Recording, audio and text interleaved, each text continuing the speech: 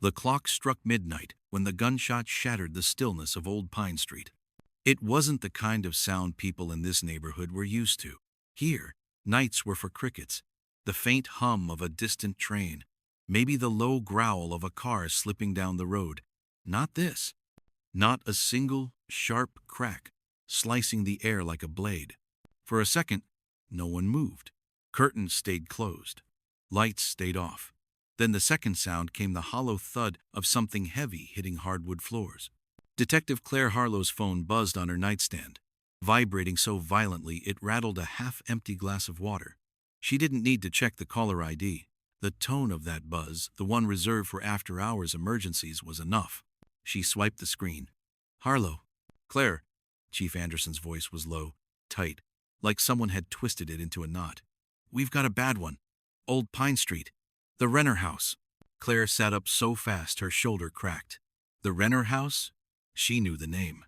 Everyone did. Dr. Michael Renner wasn't just a local physician. He was a man people trusted. A man who hosted charity galas, donated to children's hospitals, smiled for pictures with mayors and senators. She swung her legs off the bed, grabbing jeans and a black jacket, without bothering to change her t-shirt. "Victim? Michael Renner," Anderson said. She froze for half a second, the enormity settling like ice in her veins. "How?" Anderson hesitated. "Gunshot. Study. Door was locked from the inside. Windows too. Looks like suicide, but..." There was a pause, and then the words came flat and cold. "Something's off. You'll see when you get here." 20 minutes later, the street was a kaleidoscope of flashing blue and red. Patrol cars lined the curb, their lights strobing against neat rows of maple trees and million-dollar homes. Claire ducked under the yellow tape, her boots crunching on gravel as she walked up the curved driveway. The house was a fortress of glass and stone, its modern angles softened by manicured hedges. Elegant, expensive, perfect. Until tonight. Inside, the air was thick with copper and silence, broken only by the low murmur of uniforms trying to sound calm. The study was at the end of a long hallway, its door ajar now. Crime scene techs moving like shadows inside. Claire stepped in and stopped. Dr. Michael Renner sat slumped over his mahogany desk, his head resting awkwardly on one arm, as if he'd dozed off mid-letter. But the blood told a different story. A wide crimson halo spread across the polished wood, dripping slowly to the floor. A revolver lay near his right hand. Too close. Too perfect. And then Claire saw it, the detail that twisted her gut into a hard knot. Scrawled across the desk in blood. One word, jagged and desperate: trust. "Suicide note?" Anderson muttered from behind her, his big frame filling the doorway. Claire shook her head slowly. "No," she said softly, eyes still fixed on the word. "It's a warning." She crouched, scanning the room. The windows were sealed. The lock on the door was intact. No signs of forced entry. No struggle. Everything screamed closed room. Except for the nagging hum in her brain, the way the hairs on her neck stood on end. This wasn't suicide. This was theater. And she'd just bought a front-row ticket. The medical examiner was zipping Renner into a body bag when Claire found herself staring out the window, her reflection fractured by raindrops clinging to the glass. Her mind was racing, mapping out possibilities, discarding them just as fast. Locked door. No footprints. No prints on the gun except Renner's. And yet, someone had killed him. Someone clever enough to stage it like this. Behind her, Anderson cleared his throat. "Wife's upstairs," he said. "Name's Eleanor. Says she was asleep when it happened." Claire turned slowly, her eyes narrowing. "And you believe that?" Anderson's jaw ticked. "I believe we should hear her out before we decide anything." Claire didn't answer. She just glanced once more at the word on the desk. Trust. The letters gleamed wetly under the harsh white of the evidence lamps, like an accusation aimed straight at her. And for the first time in a long time, Detective Claire Harlow felt something cold crawl down her spine. This wasn't just murder. This was personal. The upstairs bedroom smelled faintly of roses and expensive perfume. Soft jazz hummed from a sleek speaker on the nightstand, the kind of detail that felt out of place on a night like this. Eleanor Renner sat at the edge of a king-sized bed, her silk robe tied loosely at the waist. Her hair was flawless, too flawless for someone woken in the middle of the night to news that her husband had blown his brains out. Her eyes were red, yes, but there was something in them that didn't match the trembling of her hands. Claire took it in silently. The white carpet, the crystal lamps, the closet door ajar just enough to reveal rows of designer heels. Everything about Eleanor Renner screamed elegance, control. Everything except the way her pulse hammered when Claire's fingers brushed her wrist. "You were asleep?" Claire asked finally, her voice even. "Yes." Eleanor's voice cracked, but only slightly, like a practiced actress slipping out of character for half a beat. I didn't hear anything. I woke up when the police came." Claire tilted her head. "Gunshot like that? In the same house?" Eleanor's eyes flickered a microsecond of something, quickly masked. "I'm a heavy sleeper," she said, forcing a weak smile. "Michael always joked about it." Claire let the silence stretch, watching Eleanor squirm. People hated silence. They filled it with truths they didn't mean to tell. Finally, Eleanor's breath hitched. "Detective, do you think he did this to himself?" Instead of answering, Claire studied her. The woman's voice trembled in all the right places, but her body told a different story. Her posture was rigid, her nails pristine, her robe untouched by tears. "Did your husband have enemies?" Claire asked, her tone sharp enough to cut. Eleanor's lips parted, then pressed shut again. "Michael was loved by everyone." Lie. Claire could feel it crawl across her skin like static.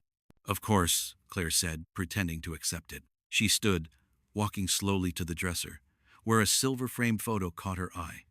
Michael Renner, arm around Eleanor, both of them smiling wide. But the smile didn't reach his eyes. She turned back. "Did you two fight tonight?" Eleanor blinked fast. "No. Why would you?" Her phone buzzed. A sharp vibration on the nightstand, screen lighting up with a name Eleanor clearly didn't expect. Her face drained of color. Claire didn't miss it. She stepped forward, plucking the phone up before Eleanor could move. "Hey!" Eleanor's voice rose, sharp now, panic breaking through the practiced grief. Claire read the message aloud. "Don't talk to them." Her eyes met Eleanor's, and in that silence, the truth screamed louder than any gunshot. "Who's sending you this?" Claire asked softly, dangerously. I don't know," Eleanor whispered, her voice trembling for real this time. Claire leaned closer, her breath brushing Eleanor's ear. "Yes, you do. And if you don't start talking, Mrs. Renner, that phone is going into evidence and the next place you're sleeping won't have silk sheets." Eleanor swallowed hard, eyes glistening. But before she could speak, another message flashed across the screen. "You're next." The room seemed to shrink. For the first time that night, Claire felt the weight of something colder than murder settling in her gut. This wasn't just a crime scene anymore. It was a warning. The Lowe house sat just across the street from the Renner estate, a perfect vantage point. Henry Lowe answered the door in a flannel shirt and jeans. His gray hair slicked back like he'd just stepped out of a 1950s grooming ad. His smile was polite. Too polite. "Detective Harlow," he said, voice calm, hands tucked casually in his pockets. "Tragic about Michael, isn't it? Please, come in." The living room smelled faintly of leather and something antiseptic, like someone had tried too hard to scrub the place clean. Family photos lined the mantel. Henry and his late wife, smiling on a boat. Henry shaking hands with some politician. But no kids. No grandkids. No one else. Claire stayed standing. "Mr. Lowe, you've lived here how long?" 22 years, he said with a nod. "Good neighborhood. Safe. Until now. You hear anything unusual tonight?" Henry shook his head slowly. "Not a thing. Slept like a baby." Claire's eyes drifted to the half-drained glass of bourbon on the coffee table. "You drink that before bed?" He chuckled softly. "Habit." Claire studied him. Everything about Henry seemed practiced, like a man playing a role he'd rehearsed too many times. His words were measured, his smile fixed in place like porcelain. "You know the Renners well?" Henry shrugged. "Well enough for a wave, a chat over the fence now and then. Michael was a good man. Never had an enemy in his life." Same words Eleanor used. Almost identical. Claire let that sit for a moment before she asked, "Mind if I look around?" Something flickered in Henry's eyes just for a second. Then he smiled again. Of course, nothing to hide. The tour was quick. Living room, kitchen, spotless guest rooms, everything neat to the point of obsession. But when Claire stepped into the garage, her instincts lit up like a flare. The place was immaculate except for a pair of muddy boots shoved halfway under a workbench, boots with a dark stain near the sole. Claire crouched, tugging them out. The stain was brownish red, faded but unmistakable. Henry's voice floated from behind her. Haven't worn those in months. Gardening, maybe. Gardening in the middle of winter? Claire asked. Her voice soft but sharp enough to cut glass. Henry didn't answer. She bagged the boots without another word, her mind already racing. If that stain was what she thought it was, Henry just stepped into the center of a murder investigation. As she turned to leave, something else caught her eye, a photo tacked to a corkboard near the door. Michael Renner, standing in front of a clinic. Not a friendly, neighborly snapshot. This was surveillance. Zoomed in, taken from a distance. Claire pulled it down slowly, turning to Henry. You want to explain why you've got pictures of your neighbor on your wall? Henry's smile finally cracked. His lips twitched. His jaw tightened. That's not what it looks like. Claire stepped closer, her shadow falling over him. Then tell me what it looks like. Before he could answer, her phone buzzed. A text message. No name, no number. Just words that sent a chill up her spine. Stop digging or you're next. Claire's eyes locked on Henry's, and for the first time, his smile was gone completely. Detective Claire Dawson's boots clicked sharply against the wet pavement as she left the coroner's office. The rain had picked up, drumming on the hood of her coat, masking the weight in her chest. Every instinct screamed that this wasn't a simple robbery gone wrong. Whoever killed Victor Hale had done it with precision, a message cloaked in violence. Claire's phone buzzed. She slipped it out of her pocket and saw a text from an unknown number. He wasn't the first. He won't be the last. Stop digging if you want to live. Her breath hitched. The burner number had no caller ID. Her pulse spiked, but she forced herself to stay calm. Classic intimidation tactic meant to shake her, to slow her down, but it had the opposite effect. She quickened her pace. She replayed everything she knew about Victor Hale. 53, tech consultant, no priors, no major debts, lived in an upscale condo overlooking the Hudson. Why would someone like him end up in an alley? His throat slit like a mob warning. Something wasn't adding up. Claire rounded a corner and ducked into the precinct. The fluorescent lights inside felt harsh compared to the gray storm outside. As she entered her office, her partner, Detective Marcus Vega, looked up from his computer screen. His brow furrowed. You look like hell, Marcus said. Find anything? Claire tossed her wet coat on the rack. The coroner says Hale was dead before the alley. Marcus leaned back. So, body dump. Yeah. Clean incision. Carotid severed. Killer new anatomy. Could be ex-military or a surgeon. Marcus whistled low.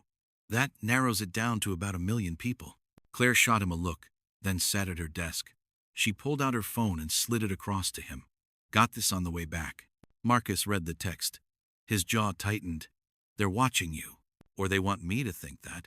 She opened her laptop, fingers flying across the keys. We need to know why Hale was targeted. Pull his financials, phone records, the whole nine. Marcus was already typing. On it. As the hum of computers filled the room, Claire's mind drifted to her own past. The last time she'd gotten a text like that was 6 years ago, right before she almost ended up dead during the Barrow Street case. She still had the scar to prove it. Marcus broke the silence. Got something weird. Claire turned to him. Weird how? He spun the screen toward her. Hale had made a series of wire transfers over the past 2 months, small amounts, but to multiple accounts, all offshore. Cayman Islands, Belize, Singapore. The pattern was deliberate. Looks like money laundering, Marcus said. Claire frowned. Hale doesn't fit the profile. He had a clean record, stable career. Unless his clean record was part of the cover, Marcus suggested. Before Claire could respond, her desk phone rang. She picked it up. Detective Dawson, she said. The voice on the other end was deep, distorted, mechanical. Detective, you're already behind. Who is this? Claire demanded, her grip tightening on the receiver. Time is running out. he was only the beginning. Click. The line went dead. Claire stared at the phone, her pulse thudding in her ears. Marcus watched her, his face pale. What the hell was that? She swallowed hard, her mind racing. Whoever this was, they were organized, connected, and playing a dangerous game.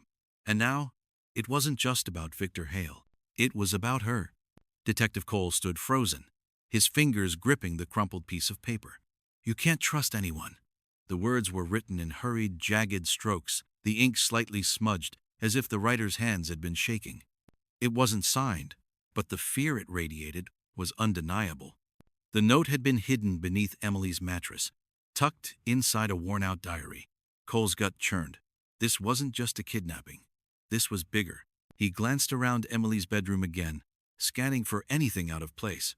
The lavender curtains swayed gently with the wind coming from a half-open window.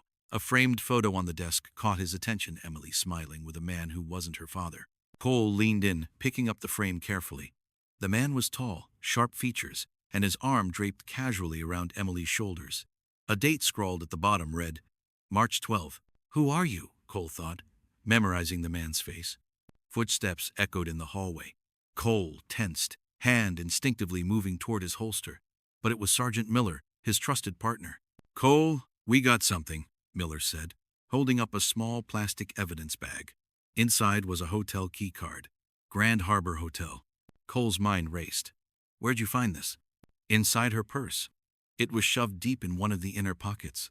A hotel key card, a secret photo, a cryptic note. None of this made sense. Emily had been the picture-perfect daughter, according to everyone. Straight A's, no trouble, no late-night parties. So why did she have a hotel key, and why did someone think she couldn't trust anyone? Cole took the evidence bag, his jaw tightening. We're going to the Grand Harbor. The Grand Harbor Hotel loomed like a glass monolith against the night sky, its neon sign flickering slightly. Cole and Miller entered through the revolving doors, greeted by the sterile smell of polished floors and expensive cologne. The receptionist, a woman in her early 30s with perfectly styled hair, smiled politely. Welcome to Grand Harbor. Do you have a reservation? Cole flashed his badge. Detective Cole Matthews, NYPD. We're looking for information on this keycard. He slid the evidence bag across the counter. Her smile faltered. She glanced at the card, then at Cole. Room 607. Checked in 2 nights ago. Paid in cash. Name? Emily Dawson. Cole's pulse quickened. Is she still here? The receptionist hesitated, biting her lip. The room's been vacated since yesterday morning. Cole exchanged a sharp look with Miller. We need the security footage from the last 3 days. Minutes later, Cole and Miller sat in the dimly lit security office, eyes fixed on the monitor as the footage played. There was Emily, entering the hotel alone. She looked nervous, glancing over her shoulder repeatedly. Then another figure appeared, the man from the photo. He joined her at the elevator, and they went up together. Cole's jaw clenched. The next clip showed the same man leaving the hotel the next morning alone. Miller muttered, Where the hell is Emily? Cole leaned closer to the screen, rewinding the footage. Something caught his eye a brief moment before the man exited the hotel. He stopped at the front desk, slid an envelope to the receptionist, and whispered something. Then he left, without looking back. Cole's gut screamed, This is bad. He turned to Miller. Find that envelope. Now. The receptionist hesitated at first, but eventually retrieved it from a locked drawer. Inside was a single sheet of paper and a flash drive. Cole unfolded the paper. A single sentence was typed in bold letters. The truth is buried in lies. Cole stared at the words, his mind reeling. Whatever Emily had gotten herself into, it wasn't simple. This wasn't just about her anymore, it was about something much bigger. And whoever this man was, he wasn't done yet. Cole pocketed the flash drive, his face hardening. He turned to Miller. We're going to the station. I want to see what's on this drive. But as they stepped out of the hotel, Cole couldn't shake the feeling that someone was watching them. And he was right. From across the street, a black SUV idled, engine humming softly. Behind the tinted glass, a pair of cold eyes tracked Cole's every move. A voice spoke into an earpiece. They've got the flash drive. Do I proceed? A pause. Then a chilling response. Not yet. Let them dig deeper. It'll make the game more fun. Detective Cole Matthews slammed the office door shut behind him, the faint hum of fluorescent lights filling the tense silence. He dropped the flash drive onto his desk, staring at it as if it held the answers to every question he hadn't yet dared to ask. Sergeant Miller leaned against the edge of the desk, arms crossed. You really think Emily's in this much trouble? Cole didn't answer. He carefully inserted the flash drive into his laptop. The screen flickered before opening a single folder labeled Project Orion. His fingers trembled slightly as he clicked it open. Inside were multiple encrypted files, each named with a combination of letters and numbers. One file stood out. Emily. 1. He opened it. A series of photos scrolled across the screen. Emily, followed from a distance, entering and leaving several locations. A bank. A coffee shop. The subway. But the last photo froze him cold. Emily standing outside an abandoned warehouse, eyes wide, glancing over her shoulder at someone unseen. Then a video file appeared. Orion. In it. Cole clicked play. The video was short, just over 2 minutes. The footage was shaky, handheld, dark. Emily was inside the warehouse. Her voice was barely audible, whispering something about the truth and the meeting. Then the screen cut to black. A chill ran down Cole's spine. Miller broke the silence. Jesus, this isn't just a missing person case. Whoever did this, they're organized, professional. Cole nodded grimly. And they know Emily knows something dangerous. He scrolled through the folder again. Other files contained emails, spreadsheets, and contact lists. Names and accounts he didn't recognize, all linked to financial transactions, offshore accounts, and shell companies. This wasn't random. This was deliberate, calculated, and very high stakes. Cole leaned back in his chair, rubbing his eyes. This isn't just a kidnapping or blackmail. It's bigger, way bigger than we thought. Miller frowned. You think she's still alive? Cole's jaw tightened. I hope so. But whoever has her, they're smart. Too smart. And they're always one step ahead. His phone buzzed on the desk. He glanced down. Unknown number. Hesitated. Then answered. Detective Matthews, he said. A distorted voice came through, robotic and cold. You have the flash drive. Good. You are learning the rules. What rules? Cole demanded. The voice paused, as if savoring the moment. The truth is dangerous. Protect her, and you may survive. Fail, and the consequences will be final. Click. The line went dead. Cole slammed the phone down, heart racing. Miller leaned closer. Great, now they're talking to us directly. Cole exhaled slowly. We need to decrypt the rest of this. Find out who's behind Project Orion and what they want from Emily. And we do it fast. Every second counts. He pulled up a secure decryption program on his laptop, fingers flying across the keyboard. Files unlocked one by one, revealing more names, addresses, and financial trails. Each piece made the puzzle larger and more dangerous. A knock at the door startled him. Cole looked up. A uniformed officer poked his head in. Detective, you need to see this. Something just came in from the warehouse district. Cole stood, tension coiling in his shoulders. What is it? Surveillance footage, the officer said. Looks like someone moved Emily. We don't know where yet. Cole grabbed the laptop and followed the officer. His mind raced, replaying the video from the flash drive over and over. Emily had been careful, smart. Whoever had her underestimated her at their own peril. As he watched the grainy footage from the warehouse, Cole's stomach dropped. Emily was being led into a black van. The doors shut with a metallic clang. The driver's face remained hidden under a hood. Cole turned to Miller. We've got to move. Now. Miller's expression hardened. Where to? Cole clenched his fists. Anywhere but here. And everywhere. We follow the trail, every lead until we find her. Because whoever's behind Project Orion, they won't stop until they've broken her or us. Outside, the night was heavy. Rain slicking the streets like liquid mirrors. The city felt bigger, darker, and colder than ever. Every shadow seemed alive. Every car could be watching. Every alley a trap. Cole and Miller jumped into their unmarked car, lights flashing as they raced toward the warehouse district. The flash drive clutched tightly in Cole's hand. And somewhere, across the city, eyes watched them. A whisper. They're learning too fast. Time to escalate.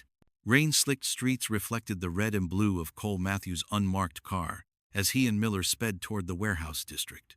Every turn, every shadow seemed alive, and Cole's pulse pounded in rhythm with the windshield wipers.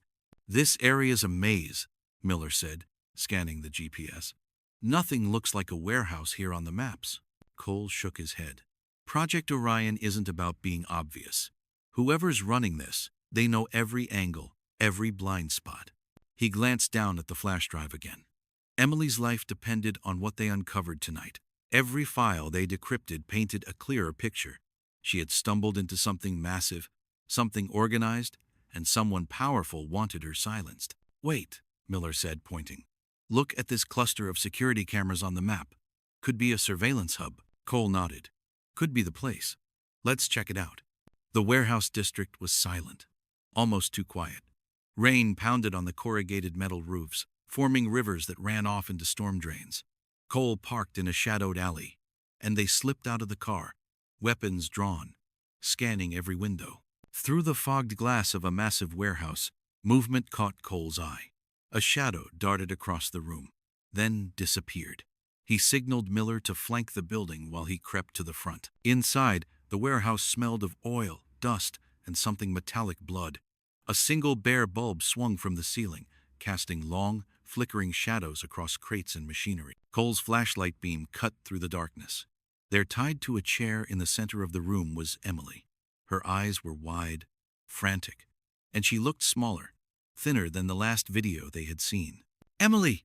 Cole called, rushing toward her. A figure stepped from the shadows, a man, hooded, face obscured. He held a small tablet, tapping something quickly. "Step back," he said, calm but firm. "You're interfering." Cole froze, calculating. "Let her go," he demanded. The man's lips curled into a small smile. "I think you misunderstand. She's the key, and you are just a distraction." Miller crept from the side, gun raised, but before he could aim, the man pressed a button on the tablet. A silent alarm blared, lights flashing red. Doors began locking automatically. Cole cursed. "Trap!" The hooded figure vanished into a hidden side exit as automated locks clicked into place. Cole ran to Emily, cutting her bonds with a knife from his belt. "Detective Matthews?" Emily whispered, trembling. "I'm here," Cole said, pulling her close. "We're getting out of here."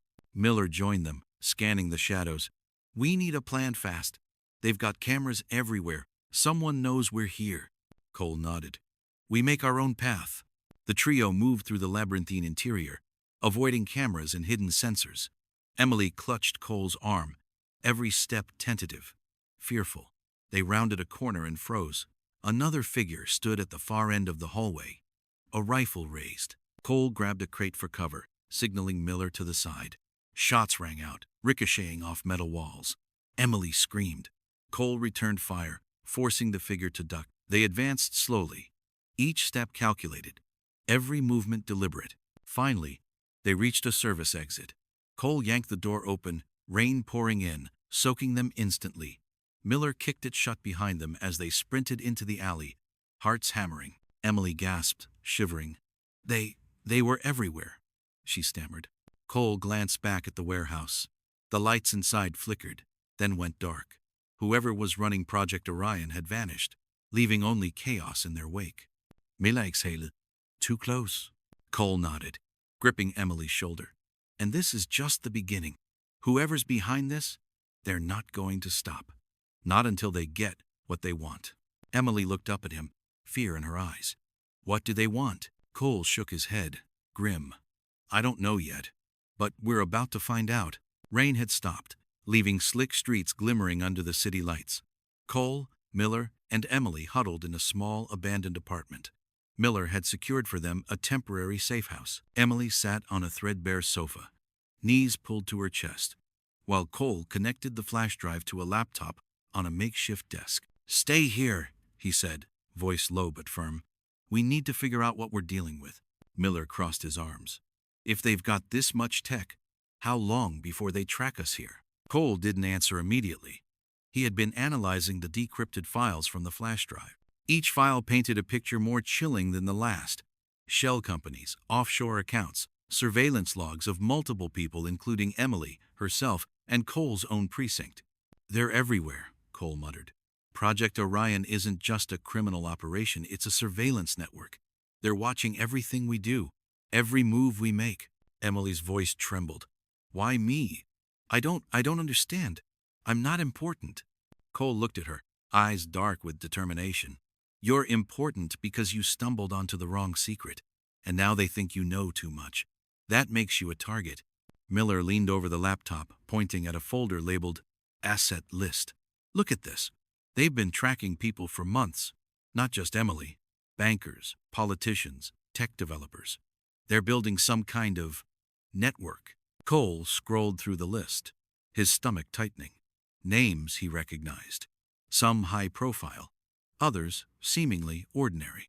They were all being monitored, evaluated, and manipulated. It's a web, he said, voice low, and we've just stepped right into the center of it. Suddenly, the laptop pinged an incoming encrypted message. Cole froze. You can run, but the web tightens. Every step you take is watched. Trust no one. Emily's face went pale. They know we're here. Cole's jaw tightened. Not yet, but they will. He grabbed his phone and called a trusted cyber specialist, someone who had helped him before with high-level cases. Lena, it's Cole. We need an emergency decrypt and trace on this network, he said. Project Orion. They've got Emily Dawson in the middle, and they're watching us. There was a pause on the line, then Lena's calm, confident voice. Cole, this is bigger than anything you've handled before. Be careful. You can't trust your own eyes here. Cole hung up, turning to Miller. We're dealing with a sophisticated organization. They've got eyes everywhere, and they're patient. They'll manipulate, mislead, even kill if we make a wrong move. Emily shivered. So, we're trapped? Cole shook his head. No, but we're being hunted, and we have to be smarter than they think. We follow the clues, stay one step ahead, and hope they make a mistake. Because if they don't, we lose her, and probably ourselves. As the trio planned their next move, a shadow moved outside the window brief, silent, watching. Cole saw it out of the corner of his eye. They're close, he whispered, pulling Emily behind him. Too close. We have to move now. Before they could react, a single gunshot shattered the tension, ricocheting off the walls of the abandoned building. Cole ducked instinctively, Miller cursed, scanning the room. They found us! Cole grabbed Emily's hand. Pack whatever you can. We're leaving now. The web had tightened, and the hunt was far from over. The rain-slicked streets of the city reflected the neon glow of streetlights as Cole, Matthews, Miller, and Emily dashed out of the abandoned safe house. Gunshots still echoed behind them, ricocheting off brick walls. Split up, Cole shouted. We can't let them box us in. Emily's hand was clenched tightly in his as they rounded a corner. Her breaths were ragged, panic flickering in her eyes. I can't run like this. You can, Cole said firmly. You have to. Trust me. Miller sprinted ahead, covering their rear, firing back at shadows that flickered in alleyways. The organization, Project Orion, wasn't just hunting them, they were orchestrating the pursuit, like a deadly game. Cole led Emily down a narrow passageway, the kind of twisting alley that forced them into single file. Ahead, a black van skidded into view. Tires sprang water, the tinted windows reflected their movements, and the engine roared like a predator closing in. Emily cried out. Cole grabbed her, pulling her behind a dumpster just as the van's headlights swept over them. Bullets pinged off metal, narrowly missing them. Need a plan, Miller yelled from behind. Cole's mind raced. The streets were familiar. He knew the city's back routes. We head for the subway tunnels. Can't follow us there fast. Keep low. Emily nodded. Terror etched on her face. Do you really know this city? Cole gave a brief, grim smile. More than anyone wants me to. They bolted toward a hidden stairwell that led to the subway.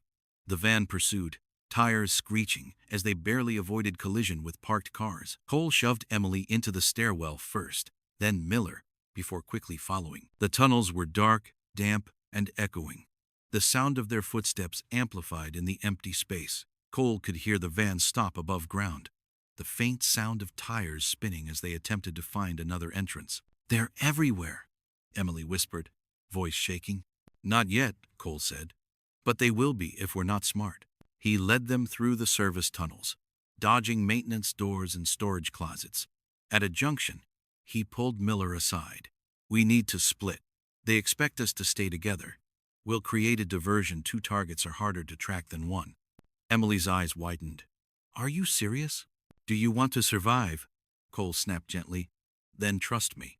Emily nodded, fear giving way to resolve. "Okay." Cole pushed her toward a narrow side passage, leading to a hidden exit on the far side of the tunnels. Miller stayed back, creating noise to lure their pursuers. Screeching footsteps echoed from above as Project Orion operatives searched the tunnels. Cole and Emily emerged into an abandoned freight yard. The city skyline loomed above them, hazy in the rain. They paused, catching their breath. Emily's face was pale, but her eyes had a spark of determination. Cole checked the flash drive again. There was something new, a file he hadn't noticed before. "Leader," in it. He hesitated, then opened it. The video was brief, shaky, filmed in low light. A masked figure appeared, speaking directly to the camera. "Detective Matthews, you're close, but you don't know who you're dealing with. Orion is bigger than you, smarter than you. Stop now, or she dies." Emily gasped, clutching Cole's arm. Cole's jaw tightened. This isn't just a threat. This is personal. And whoever this leader is, they've been planning this for months, maybe years. Emily looked at him, eyes wide. "What do we do?" Cole's voice was cold, unwavering. "We finish this. No more running. We find them before they find us." From the shadows, a faint hum of an engine warned them that Project Orion wasn't finished. The hunt wasn't over. Cole's grip on Emily's shoulder tightened. "Get ready. The game's about to get deadly." Cole, Matthews, and Emily crouched behind a stack of shipping crates in the abandoned freight yard, the city lights shimmering off puddles from the earlier rain. The black van that had been chasing them earlier sat idling at the edge of the yard, dark figures moving inside like shadows. Cole's mind raced. They were close, too close. He pulled out the flash drive, scanning for any new files. His eyes froze on one labeled "Leader Profile." His pulse quickened. He opened it. The video file started with shaky footage from a surveillance camera. The camera angle was inside a darkened office. And then, the masked figure from before stepped into frame. Cole leaned in, heart pounding. "Detective Matthews," the figure said, voice calm and measured. "You've come far, but the truth is closer than you think." The mask was removed, revealing a familiar face. Cole's breath caught. It was Emily's father. Emily gasped, hands flying to her mouth. "No, that's impossible." Cole shook his head, eyes wide. I thought he was dead. I saw the reports." "Dead?" the video continued. "No, I simply disappeared. To protect her. To protect the truth. Project Orion was meant to safeguard certain secrets. Secrets the world isn't ready for. Emily, she was always part of this." Emily staggered back, shaking her head. "All this, my life, lies?" Cole grabbed her shoulders. "Listen to me. Whatever he says, don't trust him yet. He's behind this organization, Project Orion. That means he's the one who's orchestrated your kidnapping, the threats, everything." "Detective Matthews," her father said in the video, now pacing slowly, "I did what I had to. You think you've been hunting me, but in reality, I've been shaping the path all along. Emily is the key, and you," the camera shifted, focusing on Cole, "are part of the game." Cole slammed the laptop shut, his hands trembling. "She's been inside this from the start, whether she knew it or not. And her father, he's the mastermind behind it all." Emily sank to the floor, tears streaming down her face. "All those files, the flash drive, it was me they were tracking?" "Exactly," Cole said, voice grim. "You were the lure. Everything you touched, every move you made, was designed to draw attention, to see who would come for you and how fast." Miller's voice crackled through the radio. "Cole, you're not going to like this. The van just left the yard. They're moving, heading your way."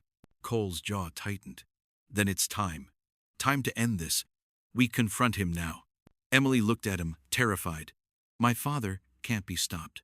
Cole knelt beside her, gripping her shoulders. He can, and he will be, but you have to stay strong. Trust me. From the shadows of the yard, headlights appeared. Project Orion wasn't retreating. They were advancing. And Cole knew this would be the final confrontation. The revelation hit hard. Emily's father wasn't just a distant figure from her past, he was the puppet master behind every nightmare. And Cole, Miller, and Emily were about to walk straight into his trap. Cole clenched his fists. No more running. Tonight, we finish this. The freight yard was silent except for the distant hum of city traffic. Rain slicked the concrete like liquid glass, reflecting the pale glow of the streetlights. Cole Matthews crouched behind a stack of shipping crates, Emily trembling beside him, and Miller checking his weapon. The black van from earlier sat at the far edge of the yard, doors sliding open to reveal armed figures moving with precision. Cole's jaw tightened. Stay calm. We've made it this far. We end this tonight. Emily's voice shook. How do we stop him? My father, he's behind all of this. Cole gripped her shoulder. By being smarter. By using what we've learned. He expects fear. He expects hesitation. We don't give him either. From the shadows, a familiar figure stepped forward. Emily's father, face partially illuminated under the hood of the van. His expression was cold, calculating, but there was a glint of something else, a hint of pride. Detective Matthews, he said, voice echoing across the yard. You've done well to come this far, but this is where it ends. Emily belongs to Orion now, whether she knows it or not. Cole leveled his weapon. She doesn't belong to anyone, and neither do you. The two men stared at each other, a dangerous calm before the storm. Suddenly, the armed operatives stepped forward, surrounding them. Cole counted too many to fight head-on, but he had a plan. Emily, he whispered, run to the left. Trust me. Emily's eyes widened, but Cole grabbed her hand and guided her through a narrow gap between crates, leading her toward a service entrance. Behind them, gunfire erupted. Cole and Miller returned fire, forcing the operatives to scatter. Emily slipped inside the service entrance, disappearing into the shadows. Cole and Miller used the chaos to advance toward her father. Each step was calculated, deliberate. The man was smart, but Cole had something he didn't: knowledge of every trap, every move. Finally, Cole reached him. It's over, he said, voice low and steady. His father smirked. Over?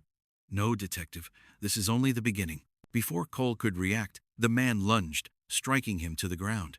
Miller tackled one of the operatives, while Cole grappled with his father in a brutal, desperate struggle. Rain poured down on them, slickening the concrete, making every movement treacherous. Cole gained leverage, twisting, pushing, forcing his father back against a crate. Stop this. You're done. Emily's voice rang out from behind a door, her courage breaking through the tension. Dad, leave him alone. For a moment, her father hesitated, seeing his daughter. Cole took advantage, pushing him down and pinning him. Miller disarmed the remaining operatives, the last of Orion's agents subdued. Emily ran forward, kneeling beside her father. Why? Why did you do all this? Her father looked at her, conflicted. I wanted to protect you from the world, from the people who would use you. Orion was supposed to keep you safe. Cole shook his head. By kidnapping her, by threatening her, by killing anyone in your way? That's not protection. That's obsession. Emily's father's shoulders slumped, the fight leaving him. The man who had orchestrated months of terror, the mastermind of Project Orion, was finally broken. Police sirens wailed in the distance, signaling backup. Cole released his father and stood, rain soaking through his coat. Emily wrapped her arms around him, trembling but alive. Miller clapped Cole on the shoulder. We actually did it. Cole nodded, exhaustion and relief washing over him. Yeah, we did, but the world's still dangerous, and sometimes the truth comes at a price. Emily looked at him, eyes shining with tears. Thank you for not giving up on me. Cole smiled faintly. Never. That's my job. And besides, we make it through storms like this together. The rain began to ease, the city lights reflecting off puddles like sparks of hope. Project Orion was finished, or at least, Its reign of terror had ended. And in the midst of the chaos, a young woman who had been trapped in the shadows finally saw the light. The night was quiet. For the first time in weeks, as Cole, Emily, and Miller walked away from the freight yard, the web had been untangled, the hunted had become survivors, and the truth, painful, complicated, and real, was finally laid bare.